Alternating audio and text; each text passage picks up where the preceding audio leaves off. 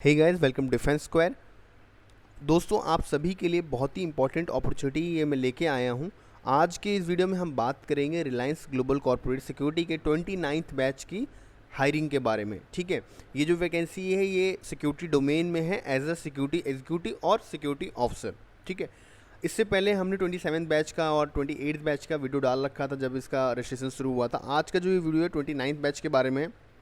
ठीक है, इसका जो रजिस्ट्रेशन है आप जैसा कि स्क्रीन पर देख पा रहे होंगे 21 सितंबर से, यानी कि आज से शुरू है, और 27 सितंबर, ये लगभग 7 दिन ये जो रजिस्ट्रेशन है इसका ओपन रहेगा।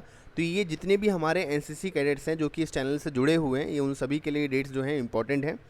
जैसा कि आप स्क्रीन पर देख पा रहे होंगे, सबसे पहले आपको जाके गूगल पर टाइप करना है रिलायंस जीसीएस। ठीक है, आप जैसे रिलायंस जीसीएस टाइप करेंगे, फॉर योर कंफर्टेबिलिटी सिर्फ रिलायंस जीसीएस टाइप करिए, और उसके बाद आपको जैसे ये इस जहाँ पे हमारा कर्सर है वो आप देख पा रहे होंगे, GCS recruitment Reliance industries limited. ठीक है, इसमें जाइए।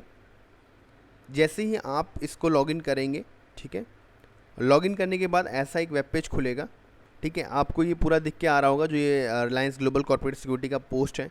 सबसे पहले मैं थोड़ा सा आपको बताना चाहूँगा सिक्योरिटी एग्जीक्यूटिव। ठीक है, जैसा कि आप सभी लोग जानते हैं रिलायंस का और इसके दुनिया भर में, हमारे भारत से लेके भारत के बाहर भी कई सारे एसेट्स हैं, यानी कि कंपनी हैं और इनके जो वेयर हाउसेज सब कुछ है। ठीक है, तो उसको जो सेफगार्ड करता है वो है ग्लोबल कॉर्पोरेट सिक्योरिटी। ठीक है, जीसीएस करते हैं, शॉर्ट फॉर्म में इसको जीसीएस कहते हैं।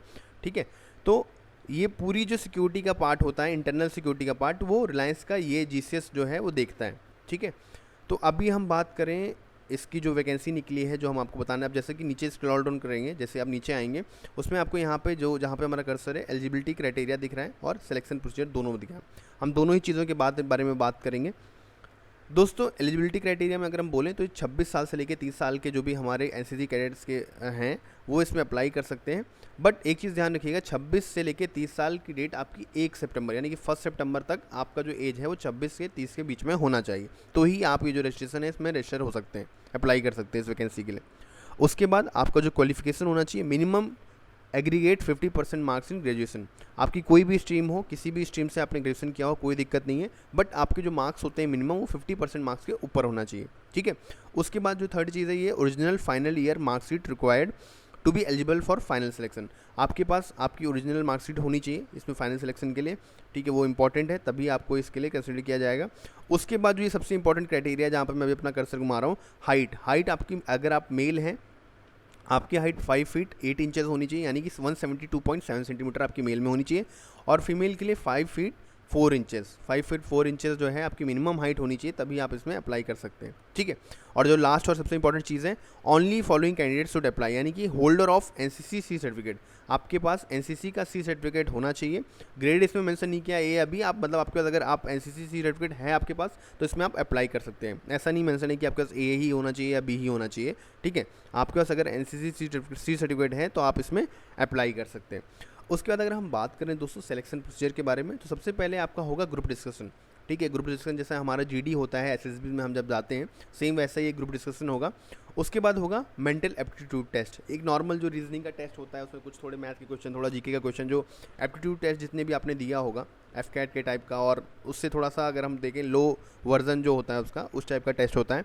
फिर क्या है, पर्सनल इंटरव्यू। अगर आप ये दोनों चीज़ें क्लियर करते हैं उसके बाद आपका होगा पर्सनल इंटरव्यू।